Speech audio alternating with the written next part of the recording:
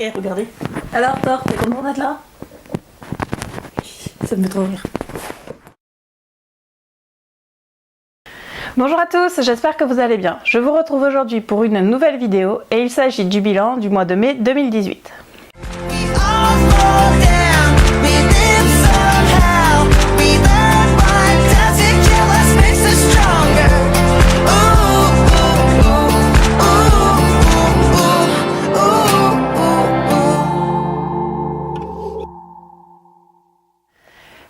Je sais, alors ne vous y habituez pas, mais on est le 1er juin et la vidéo du bilan du mois de mai est en ligne. Miracle! Voilà, alors je ne sais pas si en juillet ce sera pareil, et ce sera sûrement pas pareil parce que je serai à Amsterdam le 1er juillet, enfin je serai rentrée d'Amsterdam, mais bon bref, je serai encore dans mon trip. Du coup vous l'aurez sûrement pas le 1er juillet, mais j'essaierai de vous tourner ça le plus rapidement possible. Bref, sans plus tarder, on y va tout de suite pour le bilan, et bien entendu on commence par les chiffres. Au mois de mai, j'ai donc lu 13 livres pour un total de 3330 pages.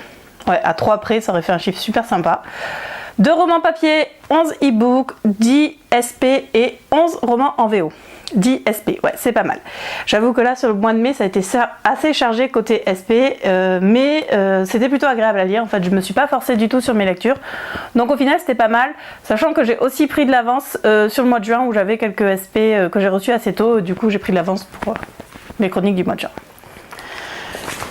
Le deuxième point de cet update est donc les romans en vedette. J'ai décidé de vous mettre en vedette 2 romans français, 2 auteurs françaises que j'ai lus ce mois-ci et dont je voulais vous parler.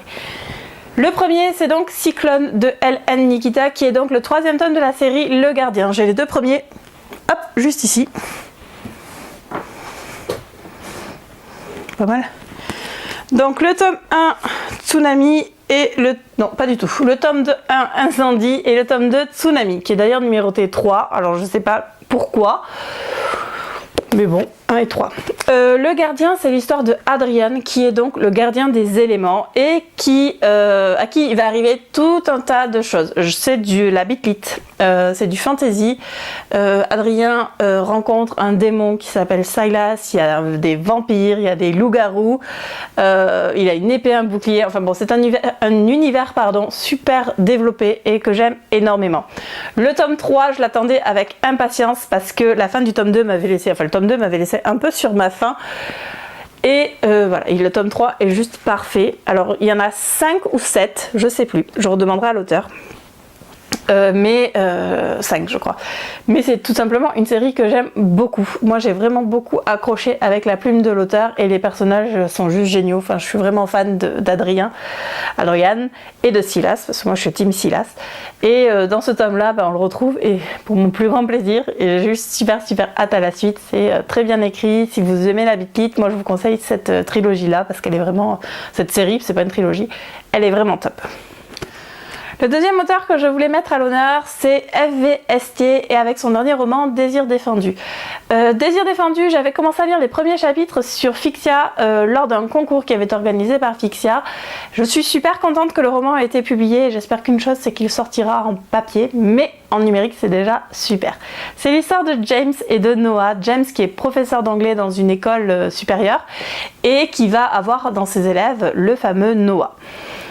Les personnage de F.V. Estier en chie énormément. Voilà, je sais pas, elle doit aimer faire souffrir ses personnages, je sais pas, il doit y avoir un truc comme ça, parce que les pauvres chéris, à chaque fois, ils en chient énormément. Noah est un personnage que j'aime beaucoup, c'est celui qui va souffrir dans cette histoire. Il a vraiment un vécu, parce que ça se passe encore, qui est très difficile, mais je me suis sentie très proche du personnage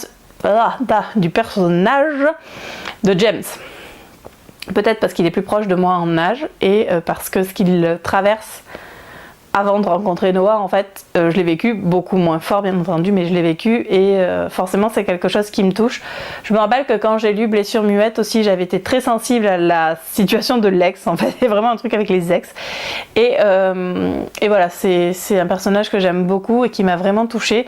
Le personnage de Noah est un de mes personnages de Fred préférés parce que voilà, elle écrit des personnages qui souffrent, qui sont vraiment très bien écrits et qui sont très attachants, mais j'ai une petite pas une préférence parce que je préfère Noah, mais j'ai une petite mention spéciale pour James qui est un personnage qui m'a énormément touchée, mais vraiment dans le sens où je me suis identifiée à lui.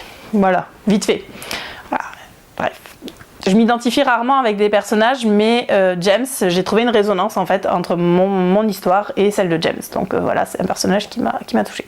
Je voulais vous parler de ces deux auteurs-là parce que ce sont deux auteurs françaises et que moi qui lis beaucoup de VO, je trouve ça sympa de mettre un peu des auteurs françaises à l'honneur. Donc du coup, voilà, ce sont les deux auteurs dont je voulais vous parler aujourd'hui. Troisième point de cet update, il s'agit donc de ce qui va se passer en juin et de mon humeur du moment. Alors, je commence par mon humeur du moment. D'ailleurs, il faudrait que j'inverse le titre, mais bon, bref. Le mois de mai a été plutôt compliqué, vous vous en êtes rendu compte quand je vous ai tourné le bilan d'avril très tardivement. C'est toujours une période difficile pour moi, je vous l'ai déjà dit dans ma vidéo précédente. Mais là, ça a été un ras-le-bol, donc c'était un petit peu compliqué. J'ai dû encore une fois me réorganiser au niveau de mes SP et comme vous avez pu le voir, dans le point 1, il y en avait beaucoup ce mois-ci. Ce qui ne m'a pas empêché de rejoindre une nouvelle équipe de PR hier. Ouais, j'aime bien les challenges. Mais en tout cas, j'ai décidé de lire mes SP au fur et à mesure où je les reçois. Comme ça, au moins, même si là, j'ai déjà reçu un SP que je dois chroniquer en juillet. Mais bon, au moins, ce sera fait. Et voilà, au moins, je ne serai pas à devoir lire un roman en 2 jours parce que je m'y suis pris au dernier moment.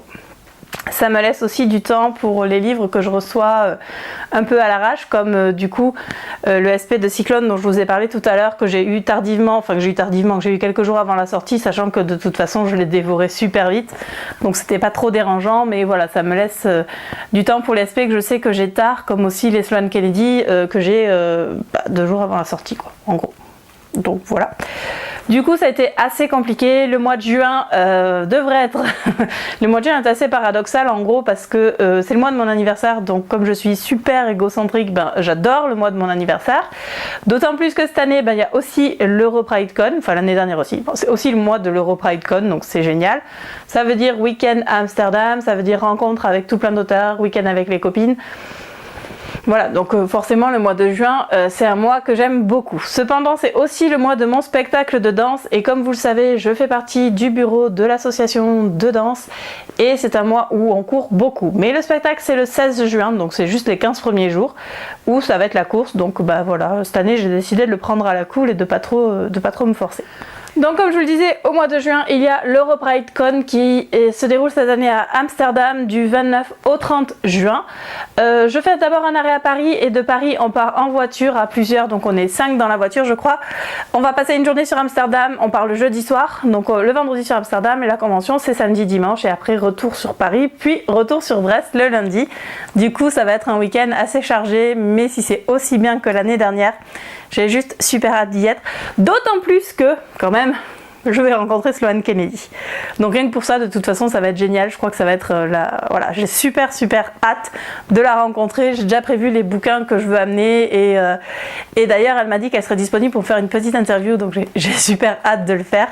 Voilà, donc c'est tout simplement génial. L'année dernière, on avait rencontré la maman de Taï Zayn et cette année, je vais juste rencontrer Sloane Kennedy. Donc voilà, le PC pour moi, c'est vraiment la convention que j'adore.